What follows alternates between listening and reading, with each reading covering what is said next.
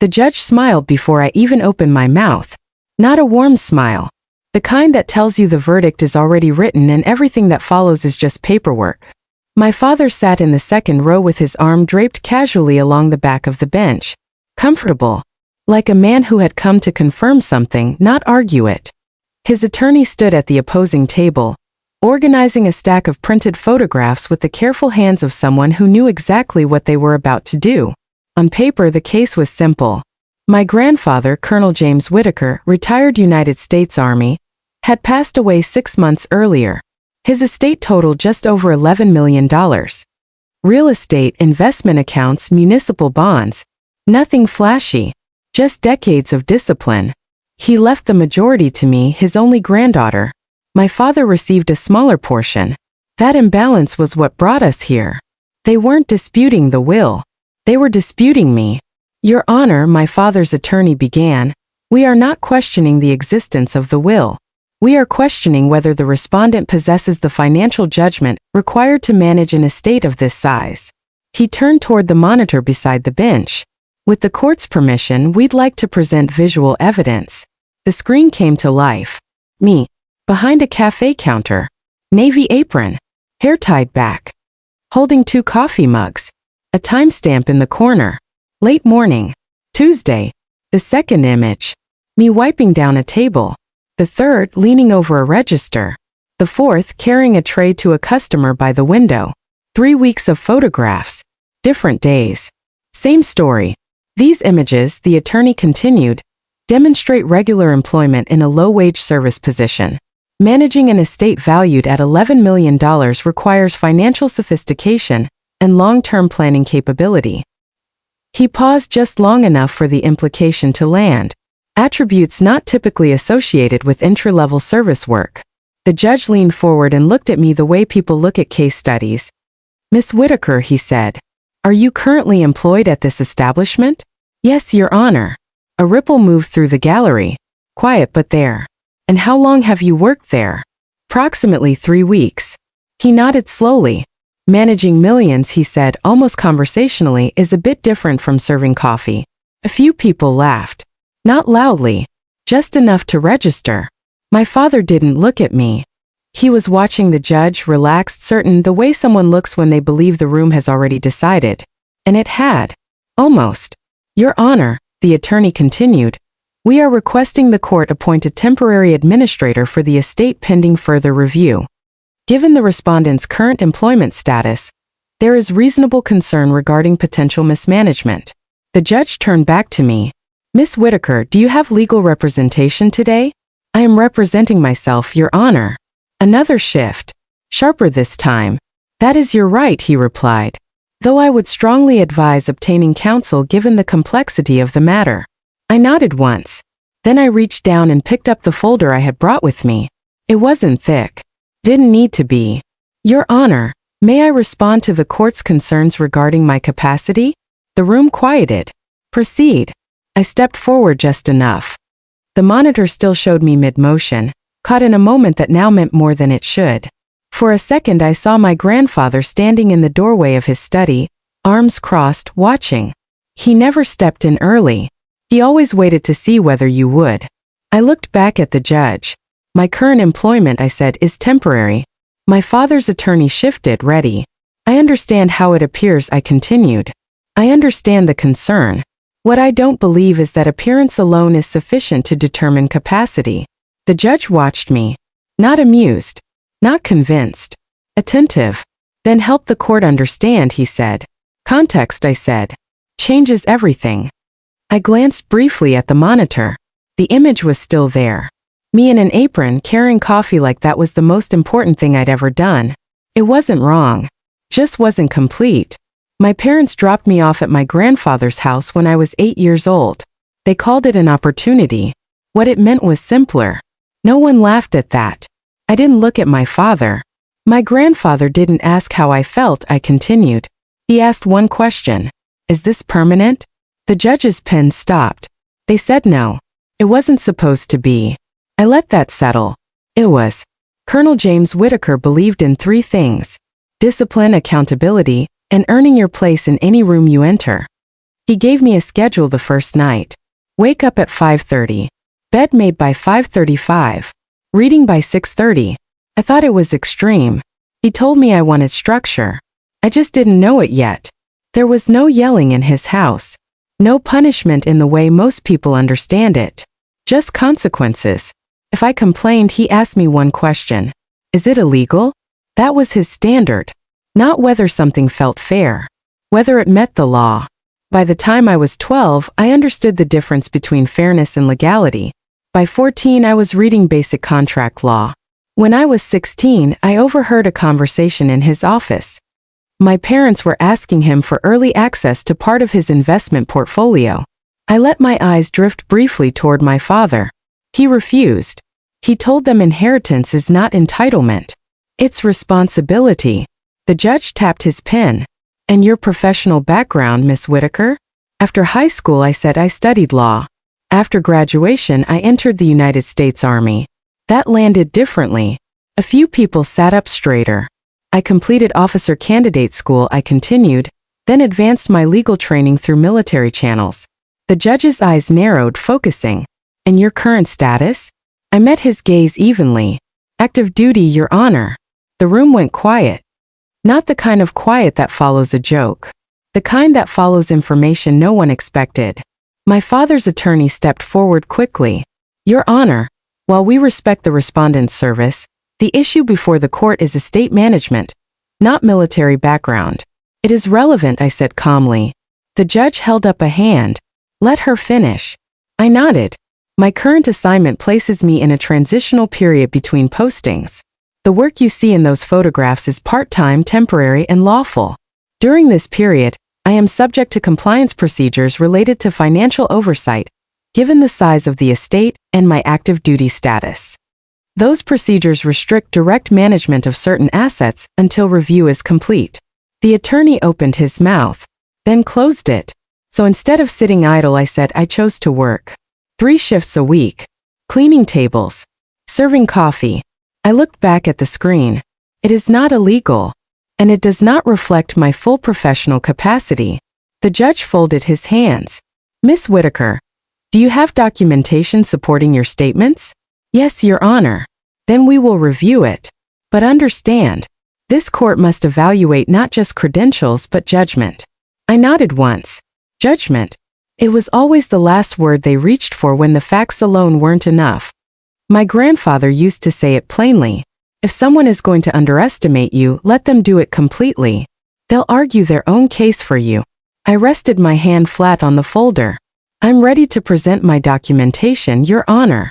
And this time when I stepped forward, I wasn't closing distance. I was taking control of it. Before I submit documentation, I said, I'd like to address the evidence presented. The judge nodded. The photographs shown to this court are accurate. They depict me working at a cafe over a 3-week period. And the conclusion drawn from them is that I lack the capacity to manage my grandfather's estate. That conclusion is incomplete. The attorney stepped forward just enough, waiting for me to overreach. I didn't. The court has been presented with a pattern, I said. Regular employment. Routine shifts. A consistent narrative. What has not been presented is the method used to construct it. The judge leaned forward. Explain. The images were taken over a defined 3-week window. Mornings and early afternoons. Never evenings. Those time windows align with my off-duty hours during my transitional period. No surveillance was conducted outside them. The judge's pen stopped. You're suggesting selective documentation. I'm stating a fact. My father's attorney stepped in. Your Honor, the respondent is speculating about investigative methods. I'm describing observable gaps. The judge raised a hand. Let her finish. That was the second time. If the goal was to assess my full professional capacity, I said, the investigation would have extended beyond 3 weeks. It would have included verification of credentials, employment history, and licensing. I let my gaze settle briefly on the attorney. It did not. He looked away first. Instead, the court has been presented with a curated set of images designed to support a specific conclusion. That I am a waitress. The word didn't carry weight the way it had before. Not anymore. I opened the folder. The sound was small, but in that room it carried. Exhibit A, I said. My active duty orders. United States Army. The bailiff passed it to the bench. The judge read slowly. Exhibit B. My legal certification. Bar admission. The attorney shifted. Exhibit C. Current assignment designation. The judge's expression didn't change dramatically. The change was in his pace. Slower. More deliberate. Less assumption. Your Honor, the attorney said carefully. We do not dispute that the respondent may have additional qualifications. Our concern remains her current pattern. Pattern, I said quietly. He stopped. That's the word we keep returning to. A pattern constructed from a narrow set of observations. The judge looked up. And your explanation for this pattern? It's incomplete. That was it. No elaboration. Just the correction. My father shifted behind me. The first sign that the version of the story he had relied on was beginning to loosen. Your Honor, I said. I understand this court's responsibility to ensure my grandfather's estate is managed competently. I share that responsibility. This is not about pride or perception. I rested my hand on the remaining documents. It's about accuracy. The judge nodded once. Not agreement. Acknowledgement. Continue. My grandfather did not make impulsive decisions, I said. He evaluated. He verified. He tested. He did not leave me his estate because I asked for it. He left it because I met his standards. The judge placed his pen down. Counsel, he said. Approach. The attorney stepped forward. Voice low, but not low enough. We will need to revisit the basis of your argument. The case hadn't ended, but the version of it they had walked in with had. The second hearing felt like a correction. Same room, same bench, same case number. But the energy had changed into something quieter and more precise. Fewer people in the gallery. No neighbors leaning forward. No distant relatives with sudden opinions. Just attorneys, a clerk, the bailiff, and my father. No one was smiling. The judge entered without ceremony. He sat, adjusted the file, and spoke without preamble. This court has reviewed the additional materials submitted. Counsel, you may proceed. The attorney stood. Slower than before. Your Honor, we acknowledge the respondent's military service and legal qualifications. Our concern remains whether the decedent's decision was fully informed, given the demands of managing an estate in conjunction with active duty service. The language had softened. Influence had replaced incapacity. It was a smaller target and a more survivable one. The judge turned to me. I stood. What the court is being asked to consider, I said, is whether my grandfather made a decision he didn't understand. I let that settle. Colonel James Whitaker served 31 years in the United States Army. He managed personnel, resources, and budgets that exceeded anything in this room. He reviewed his estate annually. Every asset. Every allocation. He knew exactly what he was doing. Do you have documentation of those reviews? The judge asked. Yes, Your Honor. Already part of the submitted exhibits. He nodded. The attorney tried again. Your Honor, even if we accept the decedent's awareness, the respondent's current circumstances are governed by regulation. As I stated, I said. He stopped. The judge looked between us. Clarify. My current assignment, I continued, places temporary limitations on direct asset management. Those limitations are documented, lawful, and designed to prevent conflict of interest. They do not indicate incapacity. The attorney opened his mouth, closed it again. There was nowhere left for that argument to go. The judge leaned back. This court, he said, is not in the business of rewriting wills based on speculation. The word landed clean. You have not demonstrated undue influence. You have not demonstrated incapacity. And you have not demonstrated mismanagement. 3 lines. 3 closures. The attorney nodded once slowly. The judge turned to me. Miss Whitaker, the petition to appoint a temporary administrator is denied. The estate will remain under your authority, subject to the existing regulatory framework. I nodded once. Thank you, Your Honor. He made a final note. Closed the file. This matter is concluded. The gavel came down softly. It didn't need force. It was already final. The room emptied the way it had filled. Quietly. I didn't move right away. I waited until the clerk finished, until the bailiff stepped aside, until the last attorney walked through the door. Then I turned. My father was still there.